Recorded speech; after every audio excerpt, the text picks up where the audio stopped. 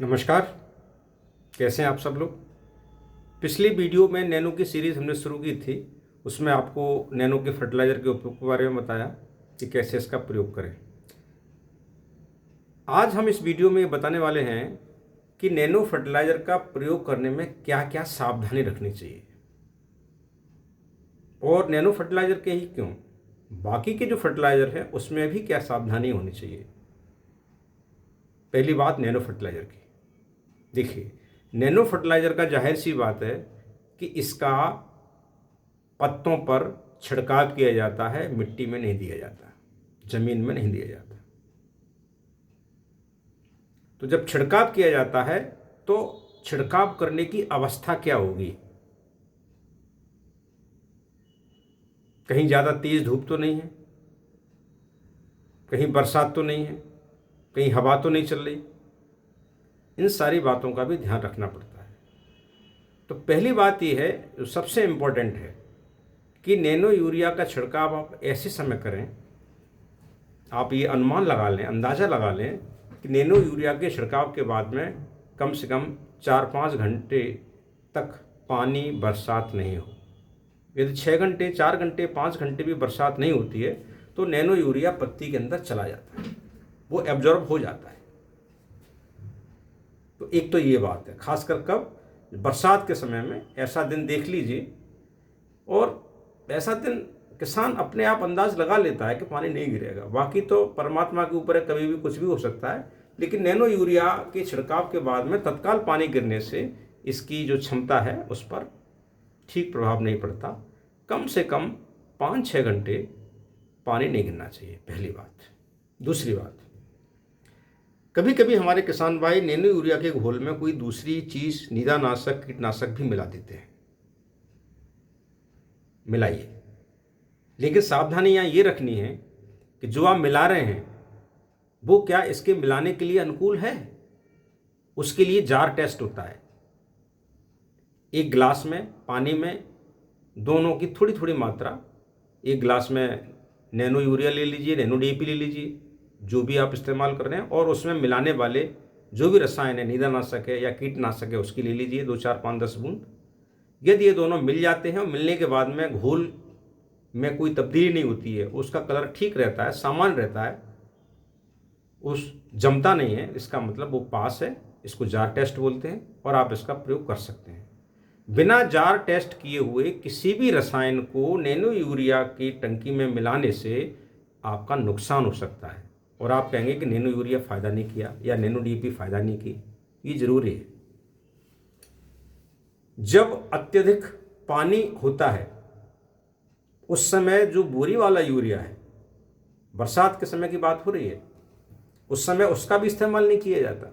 जब ज़्यादा पानी होता है, बरसात हो रही है, आपने दाने वाले यूरिया का इस्तेमाल किया और तत्काल पानी गिर गया, 1 घंटे बाद गिर गया, तो वो जो यूरिया होता है, जो दाने वाला, जिसको अभी तक आप प्रयोग कर रहे थे, वो भी नुकसान हो जाता है।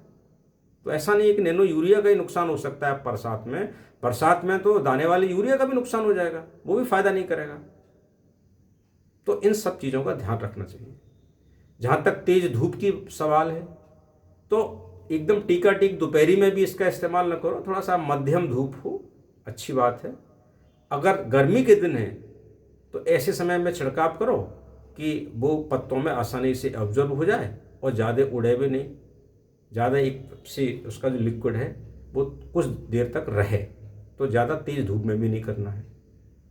ज़्यादा तेज़ हवा चल रही है और स्प्रे से कर रहे हैं तो उसकी बहुत सी मात्रा कहीं दूसरी जगह भी जा सकती है। इसलिए ज़्यादा तेज़ जो स्पीड से जो हवा चलती है उस समय भी नैनो यूरिया या नैनो डीएपी का छिड़काव नहीं करें। नैनो यूरिया, नैनो डीएपी ही नहीं, कोई भी नींदानाशक छिड़क रहे हैं, कोई भी कीटनाशक छिड़क रहे हैं, तो उस समय तेज़ हवा में उसका इस्तेमाल नहीं किया जाता है। दूसरा, जब भी आप छिड़काव करें तो आप जो स्प्रेयर है, जो नोजल है उसका, वो पत्तियों पर रखें, जिससे पूरी की पूरी मात्रा को तरबतर कर दें। आप जमीन में नहीं जाए, लेकिन पूरा पतवार आपका अच्छे से एक सार रूप से पतवार ढक जाए। तो ये कुछ सावधानियां हैं। कुछ किसान ड्रोन से भी इस्तेमाल करते हैं, तो ड्रोन में आपको नहीं देखना है। ड्रोन जो पायलट होता है, जो ड्रोन चलाता है, वो बड़ा ट्रेंड होता है। और ड्रोन से फ़ायदा ये भी होता है कि 10 लीटर पानी में नैनो यूरिया की जो एक बोतल है वो 1 एकड़ के लिए पर्याप्त होती है। मात्र 10 लीटर पानी में वो पूरी एक बोतल को डालता है और 5-7 मिनट में पूरे पूरे खेत में उसका छिड़काव हो जाता है। तो वो नैनो यूरिया या नैनो डीएपी का जब छिड़काव आप ड्रोन से कर रहे हैं तो भी कोई परेशानी नहीं है। ये कुछ बातें हैं, मुंह बांध लें, आपके मुंह में, आपकी आंखों में वो सारा घोल नहीं जाए, चाहे वो कीटनाशक हो, चाहे नैनो यूरिया हो, नैनो डीएपी हो।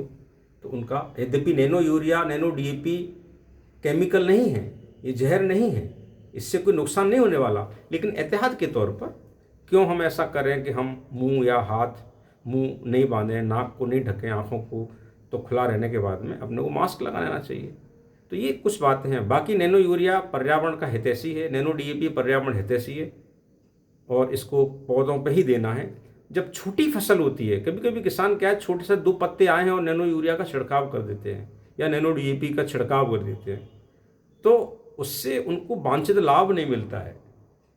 ध्यान रखना है कि जब करीब 30-35 दिन की फसल हो जाए उसी समय इसका छिड़काव करना है। ये भी सावधानी जरूरी है, ये बहुत महत्वपूर्ण बात है।